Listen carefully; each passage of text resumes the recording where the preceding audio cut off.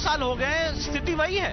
In fact स्थिति और गंभीर होती चली गई है, पॉपुलेशन चेंज होती चली गई है और वहां पे हिंदू समाज के लोग आज काफी हद तक माइनॉरिटी में है। जो रूल ऑफ लॉ और बड़ी बड़ी बातें हैं वो सिर्फ कागजों पे रह गई हैं, जमीन को उतर नहीं पा रही। जवाहरलाल नेहरू का 1924 का लेटर हिंदुस्तान के अंदर कांग्रेस पार्टी, समाजवादी पार्टी के तुष्टीकरण की राजनीति को एक्सपोज करता है।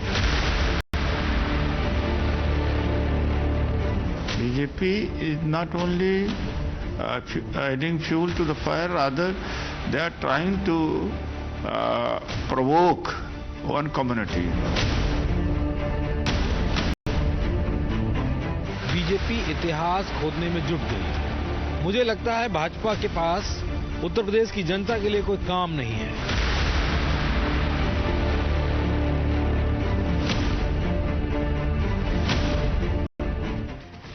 Namaskar, good evening. You're watching Breaking Ground and I'm Swati Joshi. Hindus are aggrieved while Muslims have always been top dogs in Sambhal. These words of Jawaharlal Nehru from 1924 bore eerie similarity to the words of CM Yogi Adityanath on Sambhal today. Just a day after the BJP Sarkar has sought a report on the 1978 Sambhal riots from the state administration, Pandit Nehru's 1924 letter on the riots in Sambhal have given a fresh twist to the Sambhal saga.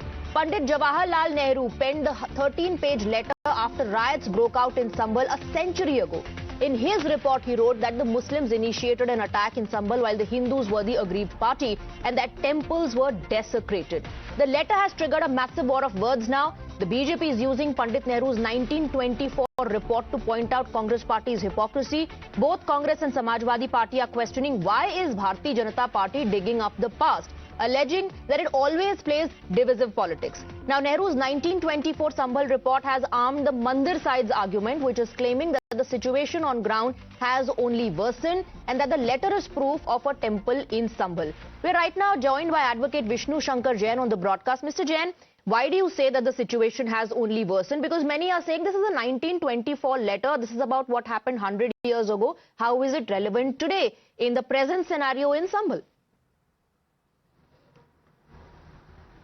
No, definitely it is relevant, Swati, and let me quote from paragraph number 7 of this letter of September 1924, and let me quote unquote, Sambhal is a town in the district of Moradabad, about 23 miles from Moradabad. It is very ancient town, perhaps one of the few most ancient towns in India. Mention is made of it in Purans. It was an important place of Hindu period, and Prithvi Raj built a fine temple which it is said was subsequently converted into the principal mosque of the city. This still exists. There are other relics of Prithvi Raj also. During the early Muslim times, it was an important site of power and even the capital once. During the Mughal period, it was the headquarters of a province.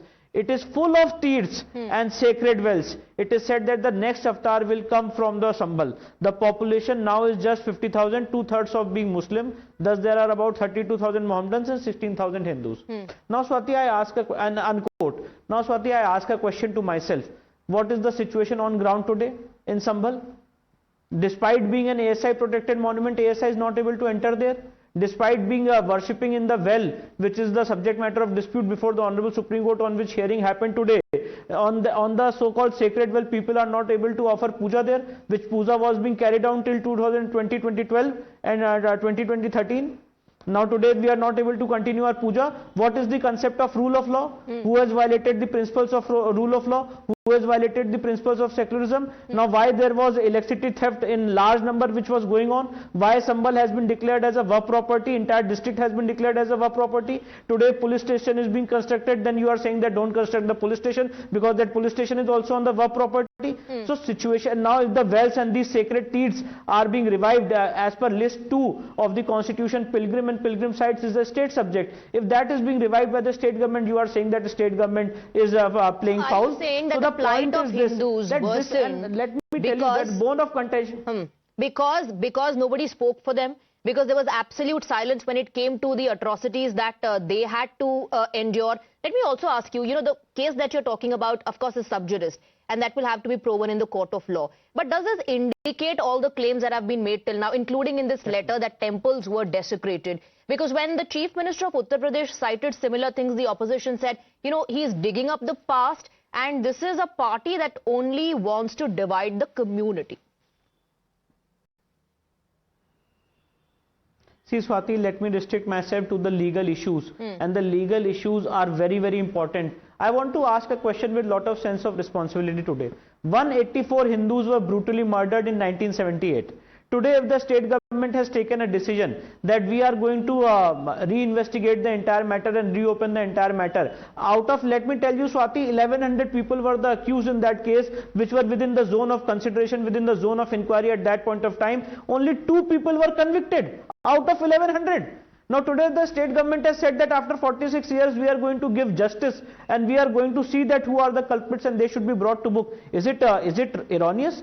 Today we are in an era where Sikh rights, anti-Sikh rights of 1984 were being investigated. 10 commissions were appointed, they did not give approval for investigation, and in 2018 the Supreme Court appointed an SIT. So my point is this, that in Sambhal there has been demographic changes, and due to demographic changes, the problem is this, we are not able to exercise our fundamental rights. If we have a well there, if we have a sacred well there, if it's a pilgrim site for us, and you are not able to exercise your fundamental rights, right to religion, then what is the concept of rule of law? And that's why I'm saying it's not a political issue, it's completely a legal issue. You are absolutely right that these are issues which are sub judice before the Supreme Court, which will be adjudicated before the Supreme Court. But the allied areas, allied issues, for example, I'm talking about the sacred wells, for example, I'm talking about the pilgrim site. This entire area is surrounded by pilgrim and pilgrim sites, and the importance of Kalki Avatar. Are we not having the right to speak about it?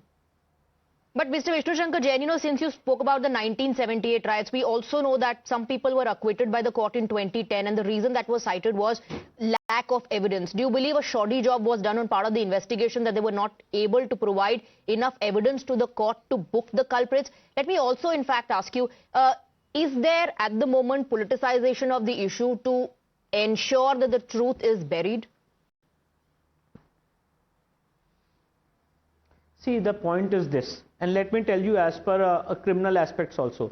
As per section 378 of the CRPC, if there is an acquittal which is on erroneous grounds, the state government is well within its rights, and as well as the complainant are well within their right to file an appeal before the higher court, which is the High Court, which I believe in this case, because this was a session trial done by the Sambhal court. So if there is a judgment which is erroneous, on which there has been on erroneous grounds people have been acquitted, the state government as well as the complainant have the right to approach the High Court and say that look here, in this particular session trial there has been an acquittal which is completely erroneous, and the High Court will examine the issue. If there has been cited, if the session court has cited the reason that there is lack of evidence, the High Court in appeal will examine. But to file an appeal is the decision which the state government has taken, and I think it's a just decision, because if someone has been erroneously acquitted, definitely, and it's not just in Sambhal case, Swati, every now and then the state government in an acquittal case, they file an appeal before the higher court, they go to the High Court, they come to the Supreme Court. So you're saying and it's not about politics, it's about the right, it's about the rights ground. of the people. Vishnu Shankar Jain, before I let you go, very quickly and very briefly, I want to understand from you. Like you said, this matter is sub judice, it will have to be proven in the court of law, but outside the court, this particular reference to the temple and the masjid in 1924 letter, do you think this should be an eye-opener for all those who have doubted the such or have been in denial?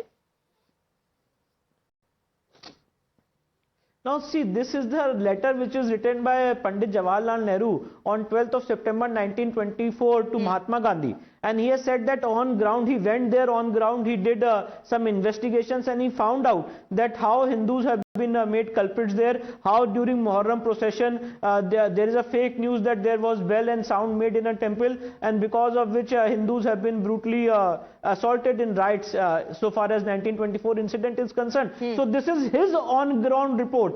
So, and the situation after 100 years is the same. When we go and conduct a survey, there's a completely false narrative which is created in this country that Vishnu Shankar Jain went there, he chanted slogans of Jai Shri Ram, and because of which this incident has happened. Mr. Jain, thank you very much for speaking with us. Thank you for taking those questions. In fact, that brings us to the top 5 questions that we are asking.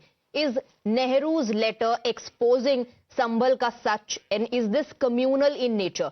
Will Congress now accept Hindus aggrieved in Sambhal, as has been mentioned by Pandit Jawaharlal Nehru in his letter in 1924? Does Nehru's Sambhal report fortify Mandir Side's case?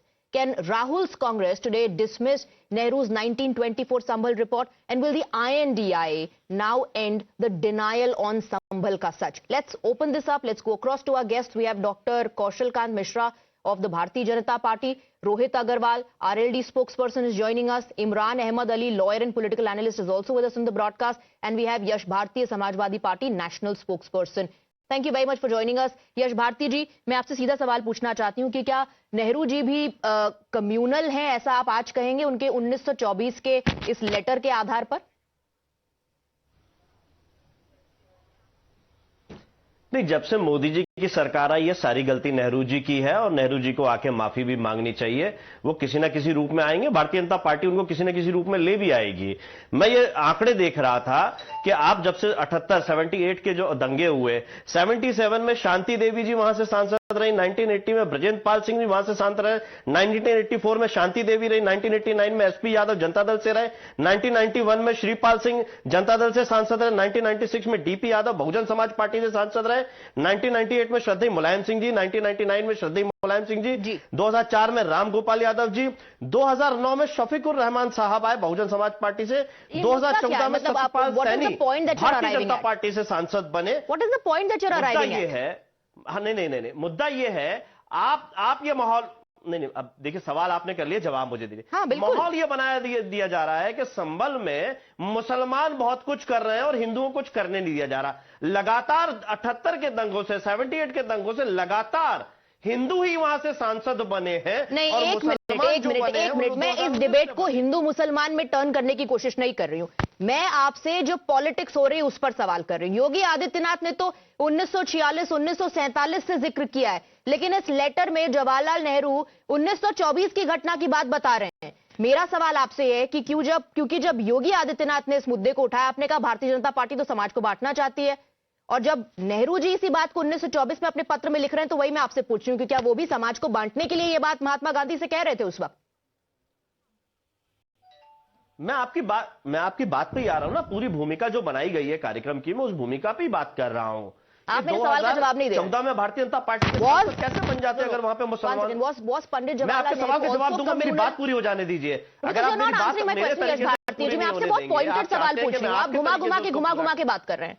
मैं आपके सवाल का जवाब दे रहा हूं स्वाति जी। आपको सवाल का ना सीधा आंकड़े बताते हैं। 78 में अगर दंगे हुए, जिस दंगे को लेकर के संभल में राजनीति हो रही है, मैं आपसे 1924 के इस पत्र की बात कर रही हूं, आप उसका जवाब नहीं दे रहे हैं। फिर आप कह रहे हैं कि आप सीधा पॉइंट पर आ रहे हैं। सीधा पॉइंट पर आप आ ही नहीं रहे हैं। आपको सिर्फ 1978 और उसके बाद की बात करनी है। मैं आपसे कह रही हूं कि 1924 में भी जवाहरलाल नेहरू ने यह बात कही है। क्या वो भी कम्युनल थे? क्या वो भी समाज को बांटने की कोशिश कर रहे थे? आप केवल नेहरू जी के पत्र तक सीमित, आप केवल नेहरू जी तक सीमित रहना चाहते हो। बिल्कुल भी नहीं, बिल्कुल भी नहीं। मैं तो 1924 से बात कर रही हूँ। 1924 से 2024 में भी आप देखिए कि वही बातें की जा रही हैं जो पत्र में पंडित जवाहरलाल नेहरू ने लिखा, और जो आज योगी आदित्यनाथ कह रहे हैं। अगर आप उसको मैच करेंगे तो वर्ड टू वर्ड आपको बहुत सारी सिमिलैरिटीज नजर आएंगी। तो क्या ऑन ग्राउंड सिचुएशन बदल ही नहीं रही है? Doctor Kaushal Kant Mishra, please come into the debate, because the allegation against you is कि आप इतिहास में जाकर you are trying to dig up the past just to sensationalise the entire issue. Swati, मैं डॉक्टर हूं और डॉक्टर का काम होता है कि डिजीज को आइडेंटिफाई करना और उसको प्रिवेंट करना। समाजवादी पार्टी, इंडी गठबंधन के लोग ये चाहते हैं कि अगर कोई डिजीज आए मेरे पास तो मैं उसको इन्वेस्टिगेट ना करूं, मैं उसकी जांच ना करूं, मैं पेशेंट से हिस्ट्री ना पूछूं, मैं उसको एग्जामिन ना करूं, बस वो कुछ भी आए उसको एक दर्द की गोली दे दूं और ये चलता रहे। तो ये जो वहां संभल की प्रॉब्लम है, संभल में आंकड़ों की बात कर रहे थे, मैं भी कुछ आंकड़े बता देता हूं। अभी विष्णु शंकर जैन जी बता के गए 50,000 हिंदू थे वहां पे और 35,000 मुस्लिम थे। आजादी के समय 45% हिंदू हो गए और मुस्लिम हो गए 55%। आज के सिचुएशन में 15% हिंदू रह गए और हो गए 85% मुस्लिम, और सबसे ज्यादा वहां पर हिंदू की साइट्स हैं। कल की अवतार वहां पे लेने वाले हैं। तो यही समस्या है, इन्वेस्टिगेशन नहीं करने देना चाहते।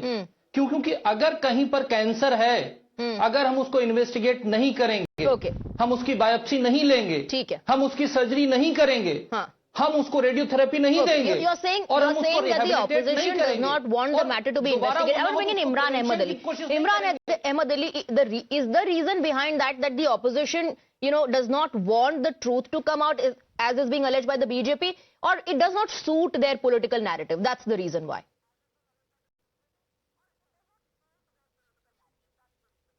Swati, the factual position of 1924 is what we are discussing today.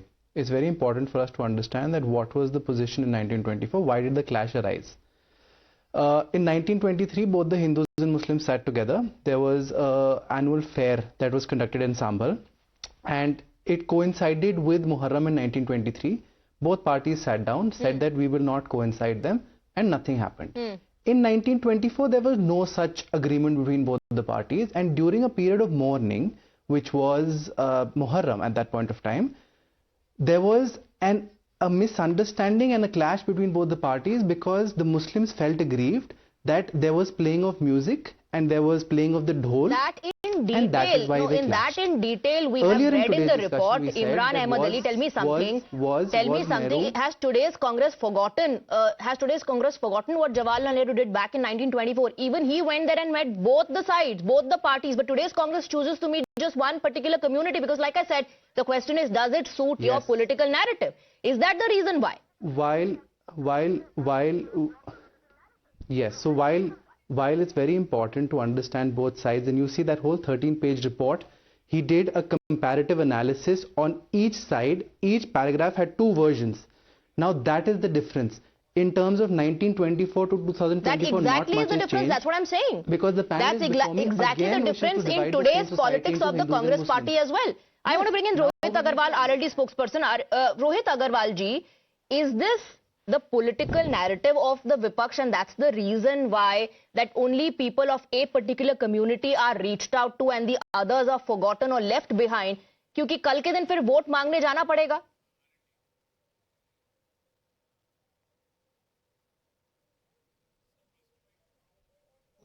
Rohit Agarwal ji, can you hear me?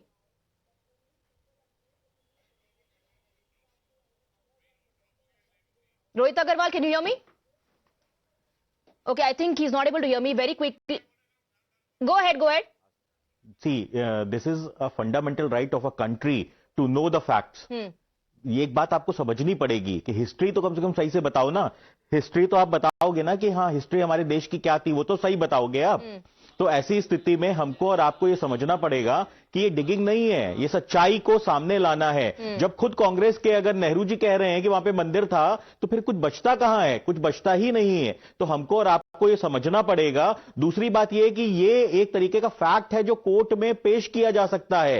ये नेहरू जी की चिट्ठी साफ साफ बताती है कि संभल का सच क्या है, और संभल का सच जानने का पूरा हक हमारे देश की जनता को भी है, हमारे देश के संभल का सच जानने का हक है. यश Bharti, I have to wrap up. Just a couple of seconds I can give you. Yash Bharti, का चश्मा लगा के वहां I have to wrap up. Yash Bharti, please.